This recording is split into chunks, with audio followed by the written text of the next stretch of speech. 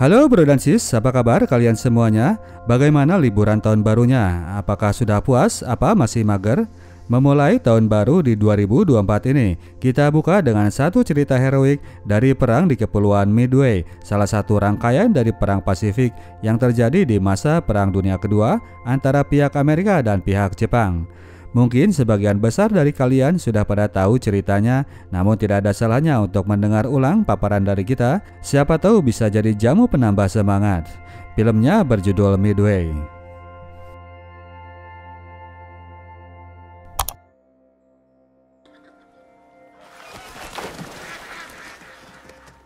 Pada tahun 1937, Amerika dan Jepang masih memiliki hubungan baik. Kedua negara saling kerjasama dalam bidang pertahanan dan industri. Jepang sendiri saat itu sudah terlibat perang dengan China dalam rangka menjalankan misinya untuk menjadi salah satu kekuatan dunia. Seorang atase Intel Amerika yang bernama Edwin Layton dalam perbincangannya dengan Admiral Yamamoto menerima peringatan agar Amerika gak macam-macam terhadap kepentingan Jepang.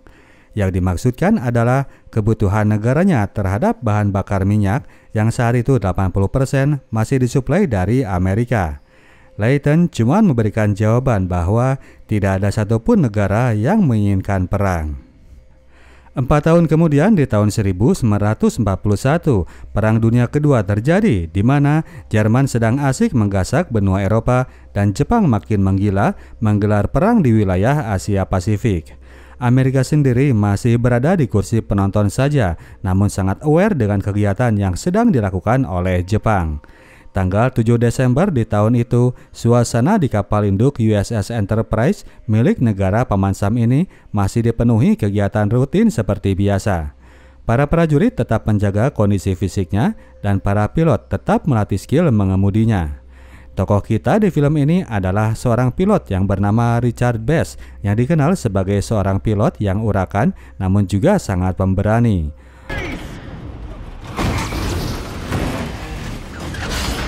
Namun karena ulahnya yang ngeboy itu membuat atasannya jadi lebih memilih pilot lain untuk dikirim beristirahat ke Pearl Harbor. Padahal di base Angkatan Laut Amerika wilayah Hawaii tersebut, para prajurit bisa leyeh-leyeh dulu sambil minum-minum di pinggiran pantai. Hari itu di Pearl Harbor sendiri, kondisi di atas kapal induk USS Arizona masih sangat santai seperti biasa ketika tiba-tiba terdengar deru pesawat terbang yang terdengar dari angkasa. Pesawat itu kemudian terbang rendah, lalu sekonyong-konyong melakukan serangan dadakan.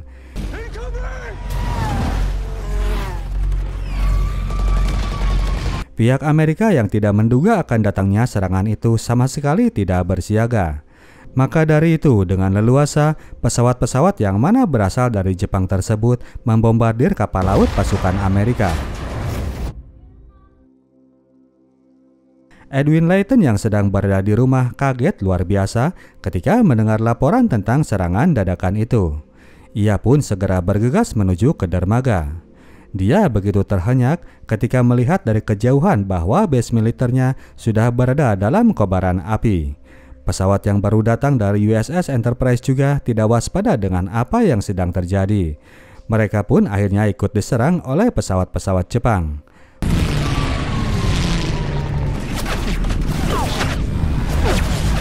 Pesawat itu terkena tembakan, namun sebelum hancur, pilotnya masih sempat meloloskan diri. Para pilot Jepang itu terus menyerang dengan berani. Mereka sampai berani terbang begitu rendah untuk menyerang para pegawai administrasi di luar dermaga. Para prajurit Amerika pun sibuk menyelamatkan diri, meskipun tidak ada yang bisa mereka lakukan untuk menghentikan serangan tersebut. Setelah puas menghancur leburkan semua kapal Amerika, rombongan pesawat Jepang pun kabur dari lokasi. Laporan mengenai serangan itu akhirnya tiba kepada Admiral William Bull Halsey di kapal induk USS Enterprise. Bull sangat kesal dengan kerja intelijen yang tidak memberikan peringatan dan juga tidak mengetahui kemana arah pesawat Jepang itu pergi. Untuk mengirimkan serangan balasan, Pak Admiral pun kemudian harus melakukan gambling, tebak-tebak buah manggis mengenai posisi kapal induk Jepang sedang berada. Strategi mereka yaitu mengirim armada udara yang ditugaskan untuk menandai kapal induk Jepang dengan sebuah smoke screen. Untuk tugas penyerangan akan dilakukan dengan pesawat bomber torpedo. Dick Bass kesal berat kenapa serangan tidak dilakukan oleh skuadron pesawatnya saja.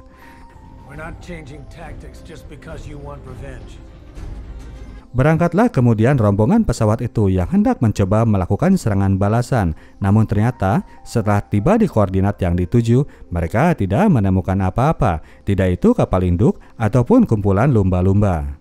Makin dongkolah Dick, ia pun memutuskan agar mereka balik merapat ke Enterprise. Barulah ketika mereka tiba di kapal induk, info itu datang dari Pearl Harbor bahwa pesawat Jepang bergerak ke arah utara, beda arah dengan tujuan mereka tadi. Para kru pesawat pun akhirnya malah jadi bertengkar. Baru esok harinya, USS Enterprise merapat di Pearl Harbor dan menyaksikan proses evakuasi yang sedang masih berlangsung. Mereka sedang mencoba membelah dasar sebuah kapal laut agar bisa masuk ke dalam. Jangan-jangan ada korban yang masih terjebak di dalam. Bass sendiri punya teman satu akademi yang bertugas di USS Arizona. Namanya adalah Letnan Roy Pierce. Setelah bertemu dengan Lindsay, si pilot pesawat yang berhasil selamat setelah menerjunkan diri, Dick pun mencoba mencari kabar Roy. Ia menemukannya di ruang mayat dari cincin akademi yang ditemukan oleh petugas. Temannya itu sudah ditemukan dalam keadaan gosong. Insiden tersebut kemudian diumumkan oleh Presiden Roosevelt lewat siaran broadcast yang tertangkap dari Tokyo. Admiral Yamamoto yang sedang berada di rumah kaget luar biasa mendengar kabar serangan tersebut yang ia khawatirkan justru akan membangunkan raksasa dari tidurnya. Esoknya di kantor ia pun membicarakan perihal serangan kemarin dengan Admiral Yamaguchi yang sebetulnya hanya memerintahkan pasukannya untuk meledakkan tank bahan bakar milik Pearl Harbor, tidak untuk menghancurkan armada kapal lautnya. Namun nasi sudah jadi bubur, mereka harus lanjut pada manuver yang berikut. Pihak Angkatan Laut Jepang kemudian mengusulkan agar mereka sekalian menghancurkan kapal induk lain yang ngebase di Kepulauan Midway. Namun usulan itu ditolak oleh pihak Angkatan Darat yang ingin agar pihak Navy cuma berperan sebagai pembantu saja. Di pihak Amerika, dalam mengatasi krisis di Pasifik, Presiden Roosevelt kemudian menunjuk seorang komandan baru yaitu Admiral Chester Nimitz. Komandan Pasifik baru ini diserahi tugas untuk menangkal bahaya dari pihak Jepang yang lebih memiliki segalanya, termasuk itu peralatan perang yang lebih modern. Nimitz pun tiba di Pearl Harbor dan langsung disambut dengan teriakan para prajurit yang masih sangat berduka. Baru saja tiba di ruangan, Nimitz sudah didatangi oleh Layton yang meminta agar ditugaskan balik mengurusi kapal induk. Ia merasa bahwa serangan kemarin itu bisa terjadi karena lemahnya kerja intelijen, untuk itulah ia minta ditugaskan ulang. Nimitz sendiri sebetulnya sudah memberikan tugas khusus kepada Bull Halsey dalam rangka melakukan reaksi terhadap serangan kemarin. Halsey sudah ia tugaskan untuk menyerang Pulau Marshall untuk sedikit memberi gertakan kepada pihak Jepang. Layton sebagai intel, ia suruh untuk memastikan bahwa pasukan mereka tidak akan masuk ke dalam perangkap jebakan. Tanggal 1 Februari 1942, USS Enterprise bergerak menuju Kepulauan Marshall yang dikuasai oleh pihak Jepang. Info dari intel telah masuk bahwa pulau itu sedang ditinggal oleh kapal laut carriers-nya yang membawa pesawat-pesawat tempur milik lawan. Pasukan Amerika bisa bebas masuk menyerang pulau yang sedang tak terkawal itu. Berangkatlah kemudian pesawat bomber Amerika dan tidak lama kemudian pemandangan pulau kecil itu sudah terlihat dari kejauhan. Sama seperti kondisi di Pearl Harbor, para prajurit Jepang di Pulau Marshall tidak aware dengan serangan yang akan terjadi. Pesawat Amerika melakukan gempuran dan melepas satu buah torpedonya. Torpedo itu sempat menerpa kapal laut pihak Jepang namun gagal untuk meledak. Sementara rekan yang lain sibuk melakukan gempuran, Dick Bass naik ke atas dan menemukan bahwa di pulau tetangga terdapat armada Jepang yang lainnya. Daripada keduluan diserang, dia pun inisiatif melakukan serangan duluan. Beberapa pesawat yang dikomandoi oleh Letnan Bass kemudian menggempur pulau tersebut dan Bass dengan manuvernya berhasil melepas bom yang mengena telak di pangkalan udara Jepang tersebut. Setelah serangan itu dilakukan, giliran pesawatnya yang dikejar oleh pihak musuh. Dick Bass dengan manuvernya dengan dukungan Murphy yang memegang senapan di kursi belakang berhasil melepaskan diri dari ancaman pesawat Jepang.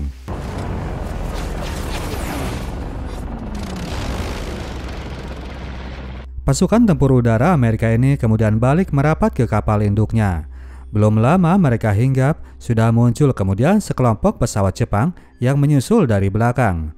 Segera awak kapal induk ini melakukan gempuran, berusaha melakukan pertahanan.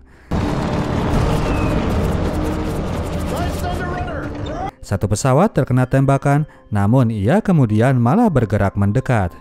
Pilot pesawat itu hendak melakukan apa yang biasa dilakukan oleh seorang pilot kamikaze, memfungsikan pesawatnya yang hancur untuk menjadi sebuah bom. Seorang prajurit yang bernama Bruno Gaido berinisiatif masuk ke dalam pesawat yang sedang terparkir untuk menghalau pesawat nekat ini. Aksinya yang nekat itu membuahkan hasil karena pesawat kamikaze itu berhasil dihancurkan sebelum sukses menerjang kapal induk. Legalah sudah para awak kapal laut ini melihat aksi Bruno. Ia pun langsung dipanggil oleh Bull dan atas keberaniannya tadi ia pun diberikan penghargaan sebagai prajurit kelas 1. 18 April 1942, di lokasi yang berjarak 650 mil dari teritori Jepang, Enterprise kedatangan sebuah kapal induk lain yang membawa pesawat bomber pihak Angkatan Darat. Mereka berniat untuk membawa pesawatnya terbang dari lokasi itu untuk membom kota Tokyo lalu mendarat di daerah China. Jarak mereka saat itu sebetulnya masih terlalu jauh kalau diukur dengan limit bahan bakar. Namun Lieutenant James Doolittle, pilot terbaik American Army ini tetap nekat untuk menjalankan tugas. Dalam keadaan hujan badai, ia tetap menyuruh pasukannya untuk take off dari atas kapal induk dan pilot-pilot yang jago itu pun berhasil melakukannya. Segera setelah itu suara sirine terdengar di kota Tokyo yang menandai akan datangnya bahaya dari udara.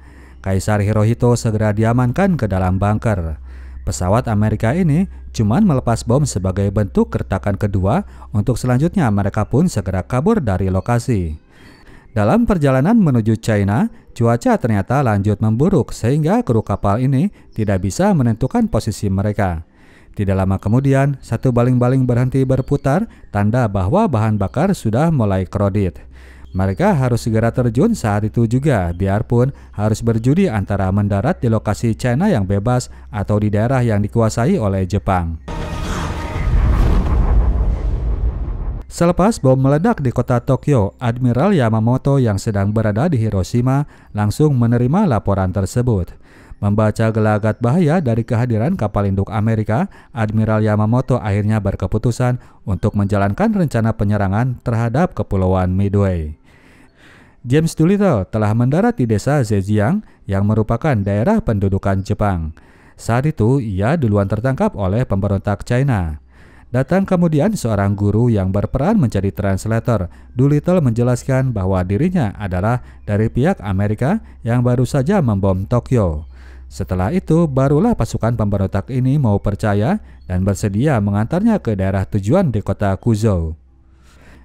Di pangkalan Pearl Harbor, Admiral Nimitz memperkirakan bahwa serangan Jepang selanjutnya adalah ke pangkalan di Coral Sea. Ia meminta agar 3 kapal induk mereka segera merapat ke lokasi tersebut. Layton kemudian menambahkan soal info intel yang baru ia dapat.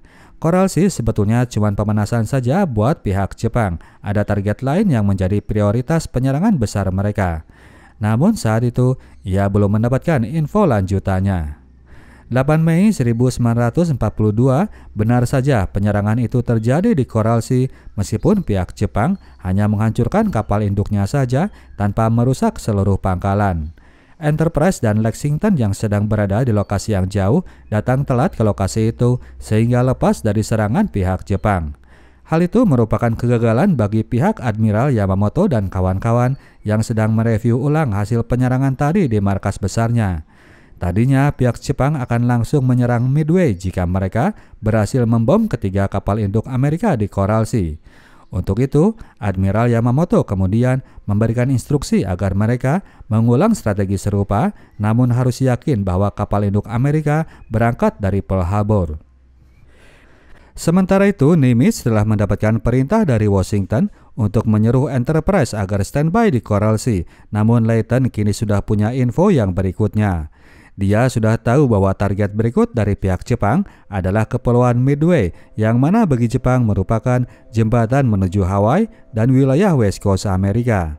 Untuk meyakinkan diri tentang info tersebut, Nimitz pun minta diantar untuk bertemu dengan intelnya Layton. Nimitz kemudian dibawa ke ruangan para codebreakers yang dipimpin oleh seseorang yang bernama Joe Roosevelt. Bertemu dengan kepala Hippo itu, Nimitz langsung minta diyakinkan soal Midway.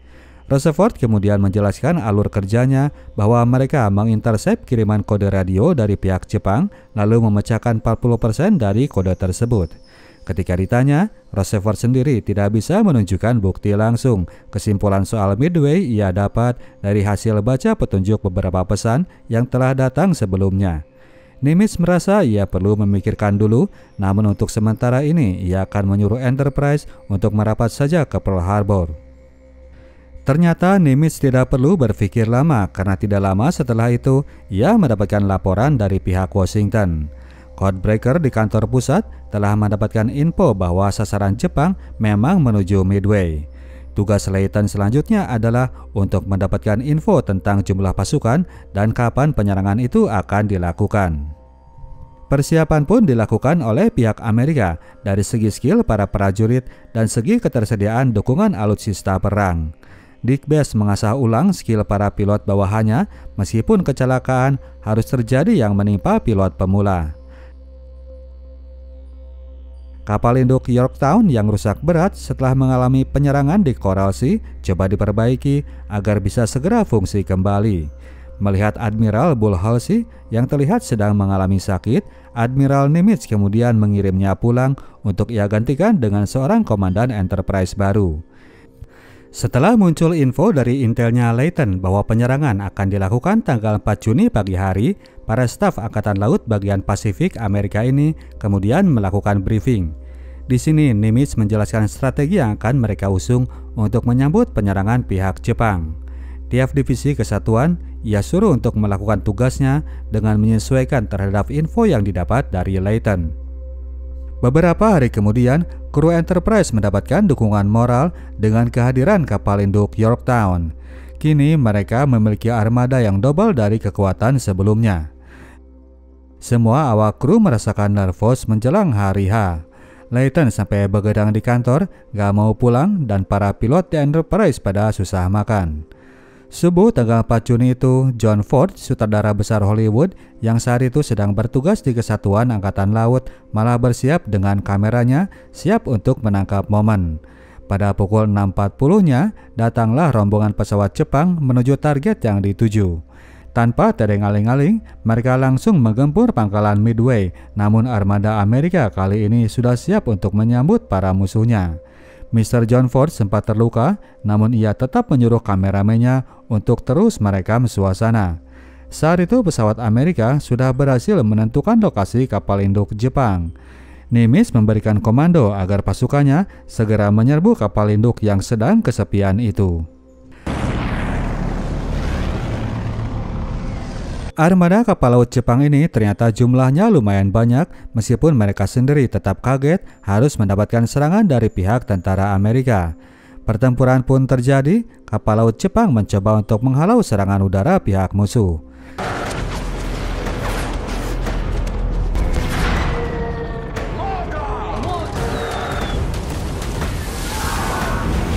Satu pesawat dengan bantuan kontrol mencoba meniru pesawat kamikaze, namun masih gagal mengenai sasaran. Sementara pesawat Amerika mundur dulu, Admiral Nagumo merencanakan serangan yang kedua. Beberapa waktu kemudian, giliran pilot Jepang yang melihat rombongan kapal induk Amerika.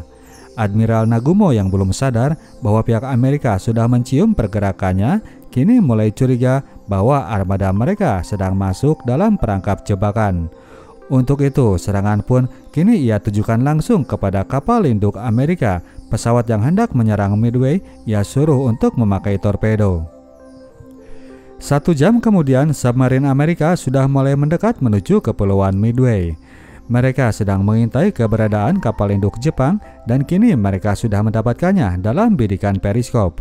Sementara sibuk membidik, periskop yang nongol di atas permukaan itu ketahuan oleh prajurit Jepang.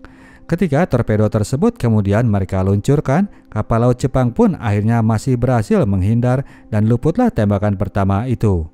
Kapal induk Arashi kemudian diperintahkan untuk menjaga pergerakan submarin Amerika, sementara rombongan lain akan segera pergi dari lokasi tersebut.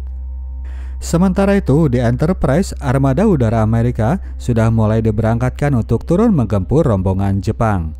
Tidak lama kemudian, pesawat skuadron torpedo sudah berhadapan dengan rombongan kapal laut Jepang.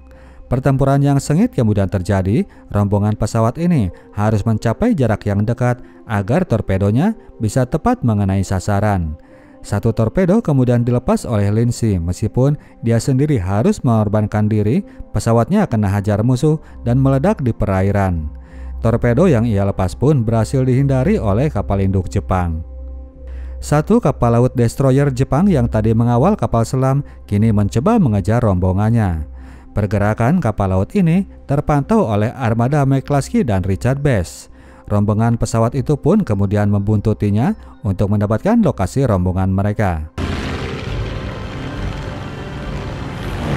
Setelah mereka mendekat, rombongan pesawat Amerika kemudian disambut oleh beberapa pilot Jepang.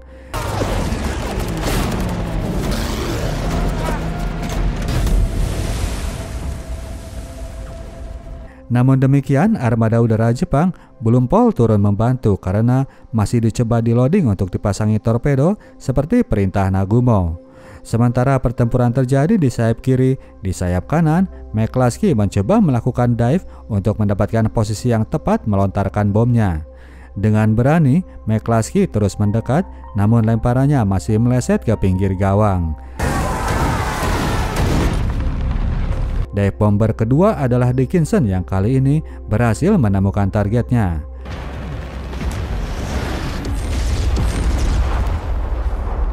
Meledaklah satu kapal induk Jepang yang mulai bikin goyah rasa pede musuh. Target penyerangan berikutnya adalah kapal induk Akagi, tempat pesawat Jepang sedang coba di-loading dengan peluru-peluru torpedo. Dibantu dengan serangan pesawat lain, Dick Best melakukan dive hingga mencapai jarak yang dangkal dengan target sasarannya. Dengan nekat, pilot ini membidik area dek kapal dan target itu berhasil dicapai oleh lontaran bomnya. Meledaklah kapal induk Akagi itu dan penyerangnya segera bermanuver meloloskan diri. Sementara Dick Best aman dari kejaran musuh, pesawat Bruno Gaido kerepotan dikepung oleh dua capung Jepang. Meskipun berhasil melumpuhkan satu pesawat, pesawat mereka pun akhirnya harus mampus turun ke perairan. Mereka tertolong oleh hancurnya kapal induk Akagi karena pesawat Jepang yang mulai kehabisan bensin itu tidak mampu terus mengejar. Kapal induk itu sendiri yang memuat banyak bahan peledak akhirnya hancur karena luapan bensin. Admiral Nagumo terhenyak melihat pemandangan yang tragis itu.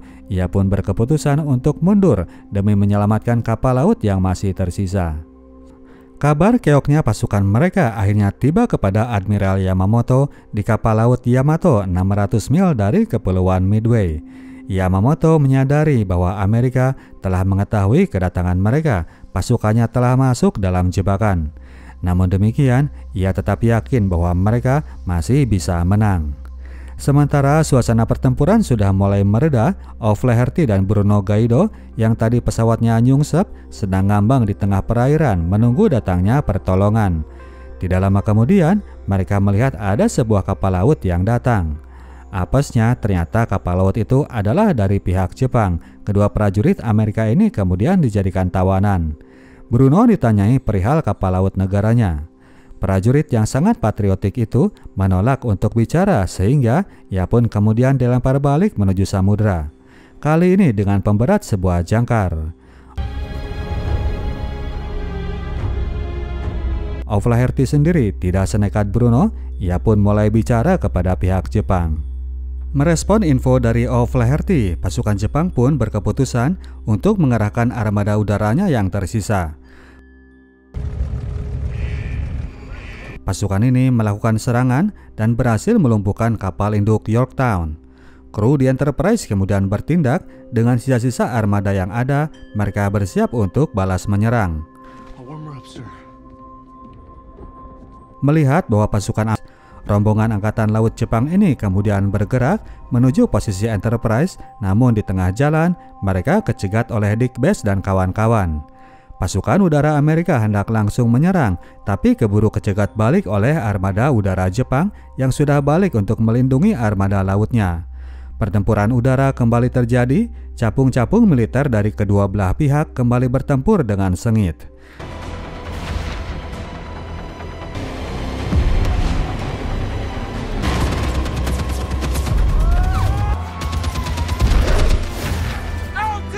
Ketika mengetahui bahwa pesawatnya tidak ada yang membuntuti, Dick Bass kembali melakukan manuver gilanya. Dengan nekat, ia melakukan diving ke arah kapal induk Jepang. Ia pun melepaskan bomnya dari jarak dekat dan telak mengena target. Kapal induk Jepang yang terakhir itu akhirnya meledak tanpa ampun. Setelah melakukan penyerangan itu, pasukan udara yang tersisa segera balik merapat ke kapal induknya. Beberapa pesawat berhasil selamat, namun banyak juga yang tidak berhasil kembali, termasuk itu pesawatnya Dick Bass. Setelah ditunggu beberapa waktu, pesawat udara milik pilot koboi itu masih belum datang merapat juga. Menerima info bahwa Jepang akan atret dulu di sekitar perairan Midway, admiral yang baru tidak berusaha menyerang, namun memutuskan agar mereka tutup toko untuk sementara. Toh kondisi armada mereka juga kini sudah cumang-camping. Saat para kru mulai beres-beres di Enterprise, datanglah kemudian pesawat yang ditunggu-tunggu oleh Dickinson. Dick Bass sang sohib muncul dengan kondisi pesawat yang sudah lusuh, namun dia tetap bisa mendarat mulus di atas kapal induknya. Dick Bass sendiri pulang dalam keadaan yang gak oke. Dia muntah darah karena terlalu banyak menghisap gas yang berbahaya.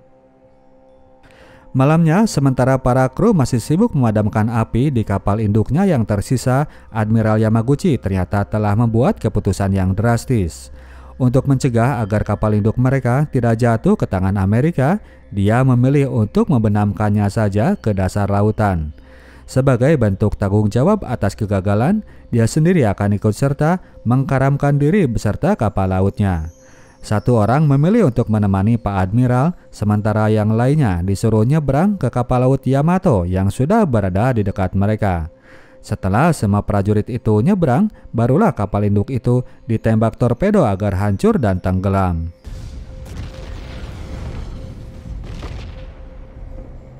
Merasa bahwa kini mereka sudah tidak punya kekuatan, Admiral Yamamoto kemudian membuat keputusan agar mereka segera mundur balik ke kandang. Kiriman kode radio mereka tercegat oleh codebreaker Amerika.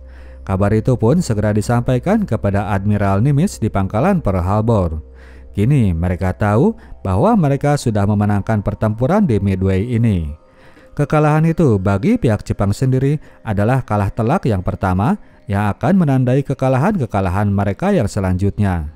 Admiral Yamamoto sendiri akhirnya terbunuh dalam pertempuran di Pulau Solomon pada tahun 1943. Edwin Layton terus mendampingi Admiral Nimitz hingga Perang Dunia Kedua berakhir. Dick Bass pulang dalam keadaan sudah nggak ngoboi lagi karena kondisi paru-paru yang gawat yang kemudian membuatnya dilarang untuk kembali turun menerbangkan pesawat. Berkat keberaniannya, pasukan Amerika bisa menang telak dalam pertempuran Pasifik. Oke, demikianlah ceritanya Bro dan Sis. Kita tim Sinotok cabut dulu. Sampai jumpa di video kita selanjutnya. Ciao.